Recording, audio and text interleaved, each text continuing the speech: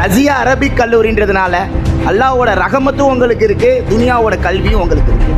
So எப்போவுமே நான் studies பண்ணது பார்த்தீங்கன்னா ஜமால் முகமது காலேஜ் பிபிஏ நாங்கள் பாஸ் பண்ணேன்.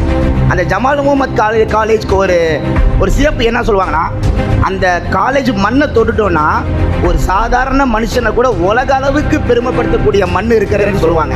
அதே மாதிரி தான் நானும் சொல்கிறேன். இங்கே நீங்கள் உட்காந்துருக்கீங்க, எத்தனை பேர் இந்தியாவில் பயணம் பண்ண போகிறீங்க, உலக அளவில் எத்தனை பேர் பயணம் பண்ண போகிறீங்கன்னு தெரியல. ஆனால் நீங்கள் உங்கள் வாழ்க்கையில் வெற்றி பெற்றதுக்கப்புறம் யாருப்பா நீ உன்னை இந்த அளவுக்கு ஷேப் செஞ்சு கொண்டு வந்தது? சாதாரண களிமண்ணை கூட நம்ம ஷேப் செஞ்சு கொண்டு வரக்கூடிய ஆற்றல் நம்ம டீச்சர்ஸ்க்கு இருக்குது. ஸோ நீங்களாம் ரொம்ப பிளெஸிங்ஸ், அல்ஹம்துலில்லாஹ். நல்ல ஆசிரியர்கள் உங்களுக்கு கிடைச்சிருக்காங்க, நல்ல இமாம் சாப் உங்களுக்கு கிடைச்சிருக்காங்க.